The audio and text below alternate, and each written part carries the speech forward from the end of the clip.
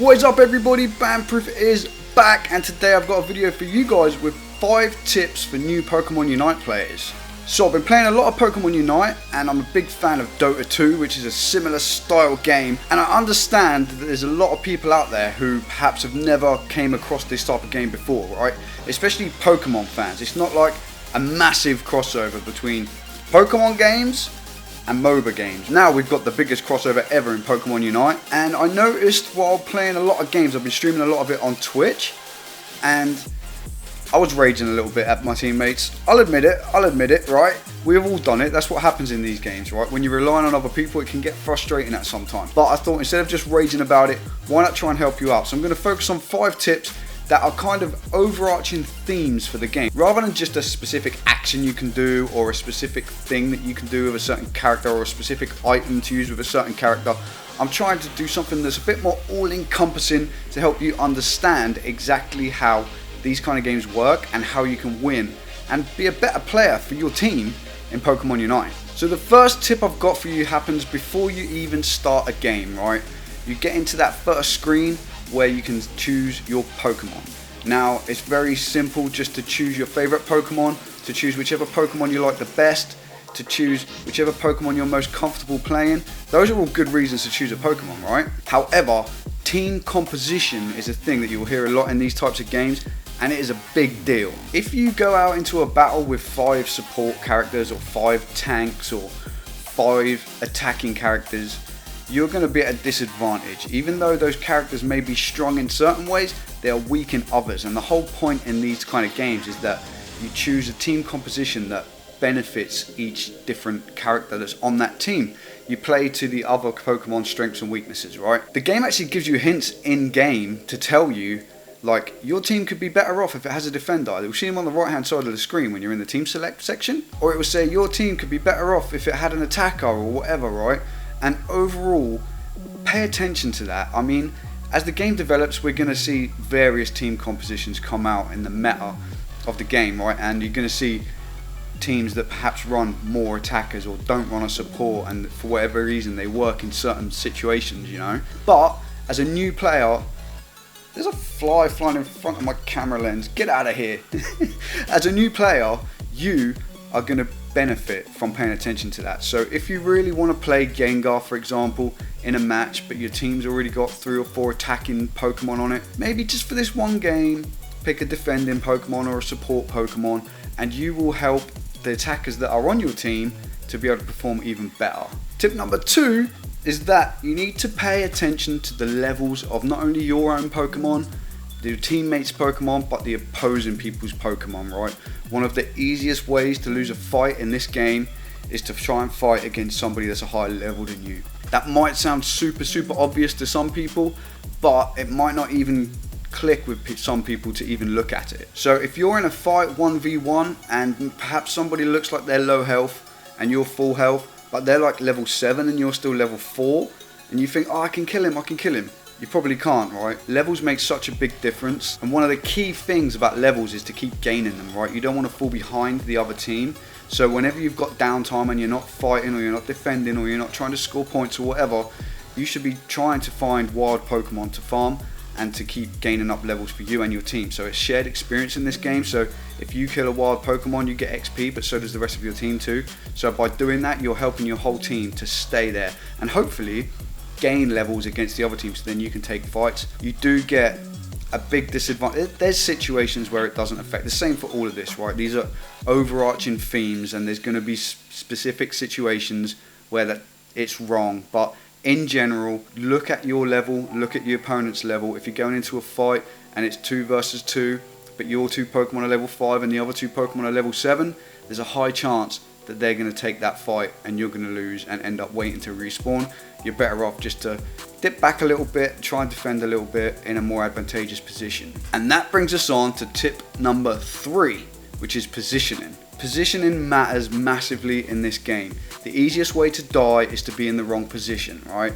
If you've played the game, you will have maybe done it yourself or seen other people do it, where you see somebody, you think you could chase them down and kill them, but you end up deep in enemy territory, and suddenly another opposing Pokemon appears out of nowhere, catches you, and there's no escape, you can't do anything about it, right? Positioning is key. You want to try and take fights closer to your goal than the other person's goal. There are times when you can jump in and get a kill and push. If you've got an advantage 3 against 2 or something, you can push into their goal and maybe take a fight on top of their goal. But remember, goals heal you and give you a defense bonus. So if you want to take a fight, you're better off to back up and try and take the fight closer to your goal. Not only that, you've also got the berries there where you can gain health, and the area behind your goal, which is colored in your team's color, actually slows down enemy Pokemon and gives you a bit of a speed boost, right? So going past their goal is a massive disadvantage, and it's one of the easiest ways to actually lose a game. Other times you should be thinking about positioning is not only when you're taking a fight, but when you're in general farming. So if you're farming Dreadnought at the bottom, for example, maybe position yourself to the left of Dreadnought and take that fight, rather than the right of Dreadnought and take that fight. Because if the other team comes, they're most likely going to come from the right hand side. Therefore, you've then got to get past Dreadnought to be able to run away and get back to your goal and heal. If you take the fight on the left hand side, you're going to see them come in, and Dreadnought is going to be in between you and the enemy player. And that obviously applies anytime you're farming wild Pokemon, for example. Like if you can stay your team's side, or think about an escape route. So if you're farming near to the central area somewhere, always be thinking, if one of their Pokemon comes now, how am I going to get out of this? Because you might not always be able to take fight. Sometimes, sure, just jump on them, you can beat them and win the fight, right? But if you're somewhere on your own farming, trying to gain some XP, and 2 of their Pokemon suddenly appear on top of you, how are you going to get out of there? Perhaps you've got an eject button, perhaps you've got a skill that will allow you to escape, but that's not always going to be available to you. It might be on cooldown. So positioning is massive, not only for taking fights where you can cut people off and maybe block people and enable you to win the fight, but also for escaping. Because remember, when you die in this game, you lose Unite points, so you're then unable to score. You have to wait to respawn, which gives the other team a chance to score, and you're not gaining anything while you're dead. Most of the time, staying alive is more important than getting a kill. Because in this game, you don't really win the game by killing the other team, right? You win the game by scoring points, which brings me on to tip number 4, which is scoring points matters. If you've ever played a game and you've lost by like 5 points, there was probably a chance in that game where one of your teammates had 5 points at their disposal. They were standing on an enemy goal, able to score, because remember, if you've got less points, it's really quick to score points. They probably could have quickly just dumped those 5 points in, and that would have evened up the game. So whenever you can take a chance to score points, score points. If you've got 10 points and you get a split second where there's no enemy there, just go and dunk those points, right? There's no need to hang on to them. If you die, you also lose a part of them too. So you're best to put them in. They don't count until you score them. On top of that, later on in the game, towards the end of the game, it's very easy to find yourself with like 50 points or whatever stacked up on your character. And sometimes you'll look at your teammates and you've got 50 points. Your Venusaur that's on your team has got 50 points. The Gengar on your team has got 50 points. That's 150 points stacked up there. At the end of the game, you get double points in the last 2 minutes. So that's 300 points stacked up there, which is like sometimes doubling the amount of points that your team's already scored, right? If you don't actually score with those points, then they're completely wasted at the end of the game. So always be focused on scoring points. And sometimes it's better to try and score at the end of a game than to try and defend if your team's got a lot of points, you know. This is very situational, of course, but remember that 50 points on your character at the end of a game doesn't count for anything. 50 points dunked into one of the other team's goals at the end of the game counts for 100 points, right? And there's so many times when I've played a game and we've lost the game by 100 points, for example, and spread across my team at the end of the game with way more than 100 points on the characters, but they were too worried about taking a fight in no man's land to try and get an extra kill, rather than actually maybe ducking out and sneaking around the side and scoring those points to actually win the game. Talking about sneaking around the map, my 5th and final tip for you guys today is look at the minimap. Something that is preached in real-time strategy games and MOBA games over and over again, that you should always be doing, is looking at the minimap. Every time you've got a chance to like glance away for a second, look at the minimap.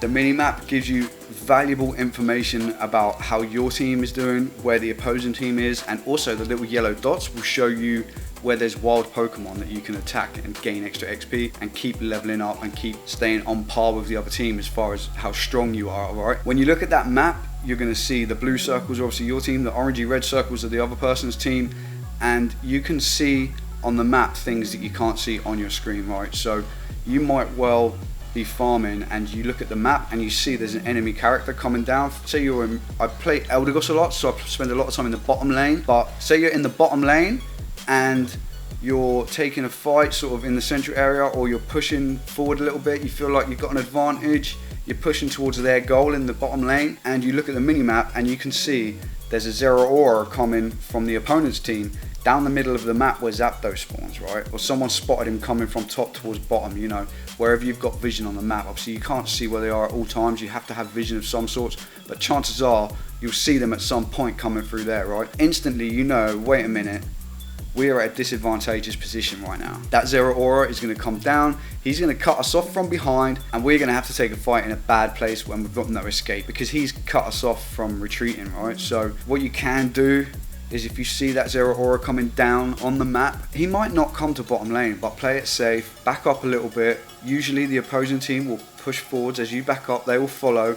Then the Zeraora comes in and you've now got 3 against 2 perhaps, but you're standing on top of your goal zone in a much better position to take a fight and maybe hold it off. You might not win still, but you might not lose any points to the other team. Whereas if you're in that attacking position and he cuts you off from the behind, then you're probably both going to die and the other team's going to come and score points on your goal while waiting for you to respawn. So the mini-map is key, not only during those laning phases, but later on in the game.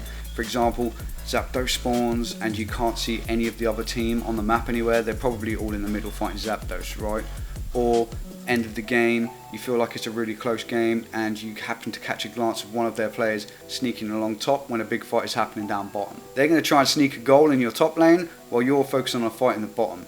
So you see that happening, you can always teleport back, use the super jump thing, whatever it's called, to jump into lane in the top lane and maybe hold that fight, stop them scoring and save your team from losing the game, right? So map awareness is a massive part of any MOBA game, and even just being able to look at the map and see, wait a minute, top lane is struggling a little bit, there's nobody to fight down here, they're actually 3 against 2, maybe I should quickly try and get to top lane and help them defend. Or maybe there's one of their players in the central area somewhere completely on their own and there's 2 of your guys together and you're not that far away from him and you can both sneak up and catch him unaware 2-on-1, just because you looked at that mini map and saw the little circle of the icon of the character. So it is a massive deal. All of these tips are not specific, I understand that, but they're things to bear in mind while playing the game. Little things, looking at the map, watching where you're positioned, trying to score points whenever you can, thinking about what level you are before you take a fight, or if you're under leveled, to try and farm and catch up a little bit maybe. And before the game even starts,